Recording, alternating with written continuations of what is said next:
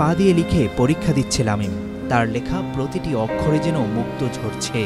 শারীরিক প্রতিবন্ধকতাকে জয় করে অন্য সহপাঠীদের সাথে পরীক্ষায় অংশ নিয়েছে সে। নেয়নি একটুও বাড়তি সুবিধা। আলহামদুলিল্লাহ, আজকে আমার পরীক্ষা ভালো হয়েছে। আর আল্লাহ আমারে পায়ে হাত দেয়নি, পা লিখতে পেরেছি, এই জন্য আমি খুবই নিজেকে গর্ববোধ করছি। সে বলল, আমি কোনো ধরনের সুযোগ সুবিধা নেব না, সবাই যতটুকু সময় পায়, যে সুবিধা পায় আমি সেটাই নেব। বৃহস্পতিবার রাজধানীর রামপুরা একরামুন্নেসা বালিকা উচ্চ বিদ্যালয় কেন্দ্রে এসএসসি পরীক্ষায় অংশ নেয় সে। শারীরিক প্রতিবন্ধী বিবেচনায় পরীক্ষায় বাড়তি সময় নেওয়ার সুযোগ দিলেও তা নিতে রাজি নন বলে জানান লামিম। শারীরিকভাবে কিছুটা পিছিয়ে থাকলেও মনের জোরে পিছিয়ে নেই এই শিক্ষার্থী। পরীক্ষা কেন্দ্রে দায়িত্বে থাকা শিক্ষক বলছিলেন, লামিম নিয়ম অনুযায়ী কিছুটা বাড়তি সুবিধা পায়, কিন্তু সে তা নিতে অস্বীকার করে। বিষয়টা আমাদের অবাক করেছে। 403-এ একটা ডিজেবল ছেলে পরীক্ষা দিচ্ছে পায়ে লিখে। আমি দেখে খুব অবাক হলাম। তাকে বললাম, তুমি তো ডিজেবল, তুমি 104-এ যেখানে তোমার পরীক্ষা নেওয়ার কথা, সরকার নির্ধারিত যে সুবিধা দেওয়ার কথা, তুমি সেটি গ্রহণ করো। সে বলল, না স্যার, আমি এটা করব না, আমি মেইন স্ট্রিম স্টুডেন্টদের সাথেই পরীক্ষা দেব। ছেলেটি 5-এ স্কলারশিপ পেয়েছে। ছেলেটির আমি পর্যবেক্ষণ করে আসলাম, সরজমিনে দেখে আসলাম। তার লেখার মান, কৌশলগত দিক আউটস্ট্যান্ডিং, অসাধারণ।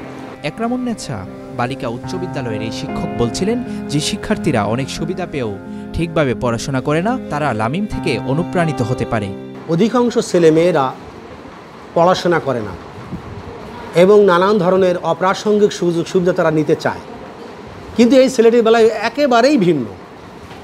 সে পড়াশোনা করে, নিজের মেধার উপরে ভিত্তি করে সে পরীক্ষা দিচ্ছে, পায়ে পরীক্ষা দিচ্ছে।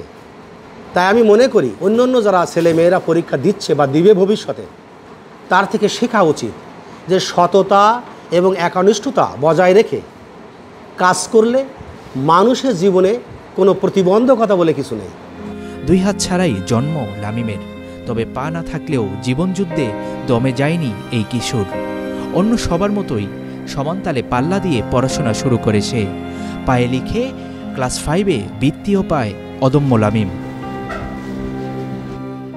লামিমের মা বলছিলেন, ছোটবেলা থেকেই মেধার স্বাক্ষর রাখছে লামিম, ক্লাসেও মেধা তালিকায় এগিয়ে থাকে সে। ওই ছোটবেলা থেকে পায়ে লেখা শুরু করছে, ইনশাল্লাহ ও সবসময় দ্বিতীয় হয়, মানে সেকেন্ড হয়। এবার টেস্টের সময় ওই ফার্স্ট হয়ে বের হয়েছে। আল্লাহ আলহামদুলিল্লাহ খুব ভালো, পায়ে লিখতে চালু আছে, ওর সময়ও লাগে না। শারীরিকভাবে পিছিয়ে থাকলেও কারো দয়া নিয়ে বাঁচতে চায় না Lamine.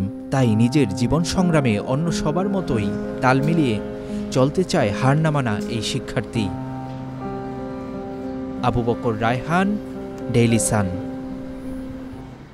For more updates, follow us on Facebook, subscribe our YouTube channel, get the latest update on www.daily-sun.com.